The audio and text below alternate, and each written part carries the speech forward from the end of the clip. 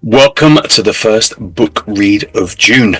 Now, June in some countries of the world is known as Pride Month. So what better way to celebrate Pride Month than to have the amazing author Sudi Karatas reading from his book Rainbow Relatives. Let's go and meet him and say hello to our good old friend Sudi Karatas.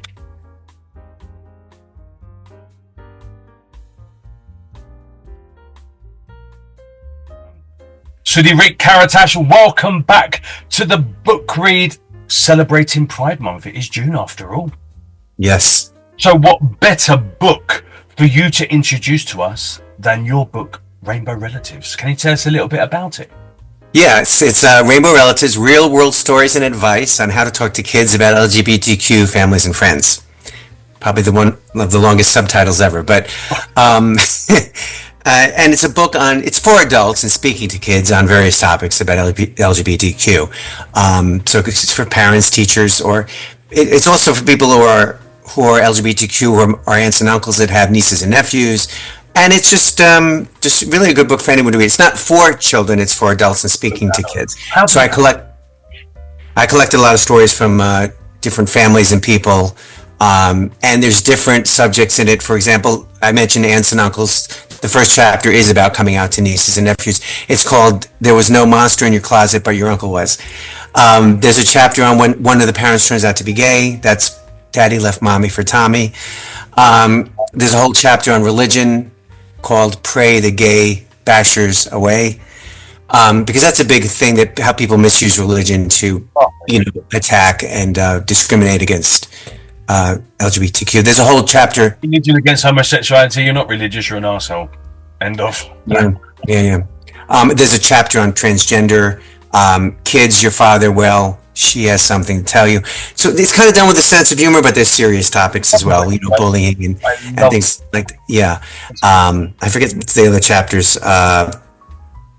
One of the chapters I just thought it was fun to interview a few celebrities and get their thoughts on some of the subject matter. So like Bruce Valanche, I interviewed Jason Stewart, Shelley Wright, the country singer, and Del Shores also, who did Sordid Lives. But that was just kind of a fun chapter just to get some thoughts.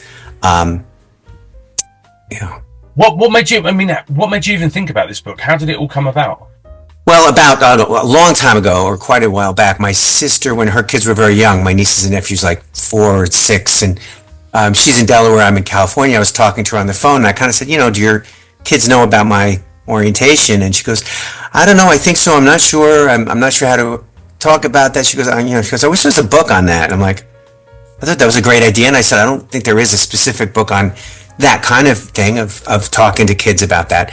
So that night I came up with a title, How to Tell the Kids About Uncle Mary and Aunt Butch. But I didn't go with that one, but I wanted that sense of humor.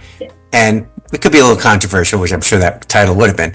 But then it became, I don't know if it went right to Rainbow Relatives. I think there was a couple other, I think The Pink Elephant in the Room was another alternate title, but we didn't go with that. Mate, there's 2 books there already. Yeah, but then I just started interviewing people, and I found out about this book. Another sister said there's a book called Heather Has Two Mommies, and it's, so I actually read. It was for children, though, the book, but I interviewed that author, and her name is she's written a bunch of books, and I don't have it in front of me. So, but and she was the first person I interviewed for that, and so she's in there. And then people would refer me to other people, and I get stories from 2 mom and dad families. I have a whole chapter on that, and which are just like any other families. They take their kids to play soccer and at the games, and so that's kind of what the book does. It shows that, love is love. All families are important as long as there's love in them, and so that was the goal of the book. And with a sense of humor, I always try to do things with a sense of humor. I don't always succeed, but yeah. And for this book, I got a literary agent actually who 7 years ago or 8 years ago said, I don't know if we even need this kind of book anymore. Then by the time it came out, things were going backwards again a little bit. And now it's been out for a few years, and it's again going backwards a little bit towards, I think when I wrote the book, Prop 8 I think it didn't pass. So that was a big issue. Or, they were they weren't allowed, same-sex marriages weren't allowed still. And I think shortly after the book came out, it was reversed again, but who knows, they're going to try and take that away again. It's like, it's scary time, isn't it? Yeah. Scary times, right? Well, I think, thank God, we know you and your sense of humour, because you do make life a little bit lighter, dude. To be honest, I love the way you talk about things and the way you phrase things. I think it's magical, mate. So, would you like to read us some of Rainbow Relatives? Funny you should ask that, because I really was in the mood to read something from it. How we just didn't sing. What a coincidence. Okay, mate, let's do this. Okay, so I'm going to read a short excerpt from the chapter Celebrity Thoughts from Open LGBTQ Stars. And this one is Del Shores. Del has won many awards for writing plays and screenplays such as Sordid Lives, Daddy's Dying, Who's Got the Will, and Southern Baptist Sissies. He also wrote several episodes of the popular TV series Queer as Folk, which ran on Showtime for 5 seasons. Del was kind enough to meet with me and discuss his experience. I first asked him how he came out to his daughters. They were 3 and 6 years old when I came out. The youngest has never not known a gay dad. She doesn't remember her mom and me being together. The oldest has some memories, but the majority of her memories are having a gay daddy. My ex-wife was supportive and once everything was out. She was supportive of them being supportive of their dad being gay. I feel badly for a lot of my fans because many times when they come out, especially in the South, they've got very evangelical ex-wives who turn the kids against them. That's such a sad thing. The kids are told that the reason your daddy left is because he is gay. So they villainize gay in that way, and then they villainize it with the Bible and the religion the gay dad once embraced. I remember one day I was taking the girls to school. Rebecca went to children's community school in the Valley. Then I would drive Caroline afterward to her nursery school. On the way, Rebecca said, "Daddy, Mommy's dating this guy named Mike. Are you going to ever date other people?" And I said, "Actually, I've already started dating." She said, "You have?" I said, "Yeah, I'm dating a guy named Simon." And she said, "You're dating a guy?" And I go, "Yeah." And she goes, "Oh, so you're gay." The good thing is we had gay neighbors, so she said, "So you're gay like Dan and Ron." Oh, cool. I didn't expose my kids to a relationship until I thought it was indeed a relationship. The one thing that was wonderful is that Caroline and Rebecca were never ashamed of me. They were never ashamed of that part of me, and they have fought for me. I asked Del if there were any interesting things that happened at their school because they had a dad who was gay. He had quite a few stories that he shared. They went to Notre Dame High School in the Valley, a Catholic high school, and went to religion classes. They went to the school because of the education and the sports program. They were both softball jocks and both straight, so there goes that stereotype. They always stood up when there were any negative things said. My little one's a real troublemaker. She was in a religion and morals class, and they had to pick a controversial topic to present on. Caroline picked gay marriage and the Prop 8 issue. She made a Prop 8 video, which is on YouTube under Caroline Shores. She was so articulate at 15 years old. After our interview, I went online and watched Caroline's video and was very impressed.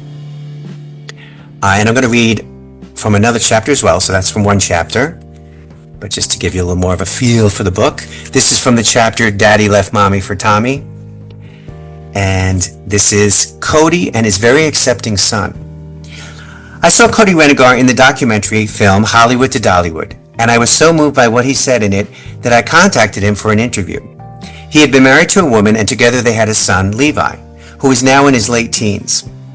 In the film, Cody tells a great story about when he came out to his son. Levi was barely 4 years old at the time and had already been hearing plenty of derogatory comments about his father being gay. The little boy had been riding with him in the car when he suddenly piped up from the back seat, "Daddy, what does gay mean?" Cody said, "It means I'll let a man love me the way Mommy loved me."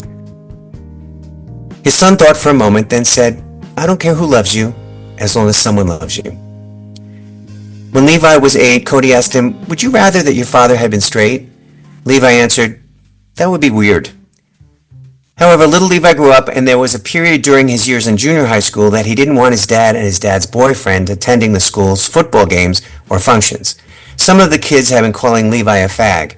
Cody only found this out later because his son didn't want to hurt his feelings by telling him. I'm going to leave it at that. You'll have to read the rest of the book to see what else Cody and his lovely son talked about. Dun dun dun! A Rainbow Relatives cliffhanger. I love it, mate. I remember actually kind of one day saying to mum, like, did you wish that you'd had a gay, straight son? And she said, well, it would have probably been easier for you. She said, but my life wouldn't have been as colourful if you'd been. That's nice. So that's why the rainbow with the colourful. That's why. Yeah, really. So that was quite interesting. That's an amazing book, mate. An amazing book. Thanks. And I think you might even need a sequel. I think let's see what happens, kind of, in your side of the world, and then it might need another couple of books to come out. Eh? So yeah, there's already a few things that are, yeah. Everything old is new again. It's about this wonderful book. Was that? It's not about the politics, which is off the scale crazy at the minute. It's about this wonderful book, and it is a must-read for anyone who is, I guess, involved in the LGBTQIA plus communities. Yes, and almost everyone has someone in their family who is. Yeah. A cousin, an aunt, an uncle, a nephew, or niece. It's so fashionable these days. Yeah. How things have changed since the bloody 80s and early 90s, though, mate. Right. Well, and the book does talk about that a little bit. So even TV shows, you see a lot more gay characters in TV. So I talk about that in there too. So that helps. Every Netflix series and film now, there's pretty much a character. Which I remember the very first soap opera in England to have a gay couple, and he's a friend of mine now, actually. But yeah, it was like, oh my goodness, I knew I was gay. Obviously, well, I didn't know I was gay because I didn't really understand it, but I knew I wasn't your regular boy. Right. And seeing that, well, it was my favourite soap opera, and I had to leave the room and watch it through the crack in the door because I was so like, oh my god, now it's on TV. I wonder if they think it's going to be me. Yeah. So I thought they kind of outed me in the back of my mind almost. It was really bizarre. So that's kind of, it's really great that kids are kind of, that it's becoming more regular and people are seeing, because like I said, it's normal. But there's also, that little pocket of children that might think, oh my god, I wonder if this is now kind of making it more obvious that now I'm gay, because it scared the life out of me that people would get, because I watched it with my family. So a much needed book, mate, a much needed book. And where is it available? It's also in Barnes and Noble and Amazon, and this was through a traditional publisher, so it was a little bit easier to get in bookstores and stuff. Okay, much everywhere then. Yeah. Okay, perfect. Well, people at home, you've met Sudi again. I keep wanting to call you Rick. You've met either one is fine. Yeah. Sudi Rick Karatas again. You've heard about another one of his wonderful books. Obviously, you're going to have questions for the author, so please make sure that you put them in the comment section, and Sudi and I will get back and answer your questions personally in the next episode. Mate, thank you so much again. Thank you. Pride Month to you. What's that? Happy Pride Month to you. Oh, Pride Month, yes. Happy Pride Month to you too. Yes. And we'll definitely catch up again soon. Yes, thanks. You take care, my friend. Bye-bye. Bye-bye. Sudi, thank you so much for being on today's show. People at home, thank you so much for watching. Please make sure you go and follow the links, not only to Sudi's social media, but also where you can buy the book, because that is the purpose of this show, to meet wonderful authors, to hear their books, and to put that book on your reading list. So you can find out in the titles page of this show where you can find book Rainbow Relatives. I suggest you go and get it. If not for yourself, then for a friend or a friend of a friend, or just someone, because it's a really, really wonderful, amusing, but also informative book. Please go and put that on your reading list. Thank you so much. I will see you on the next episode of Book Read. Take care. Bye-bye.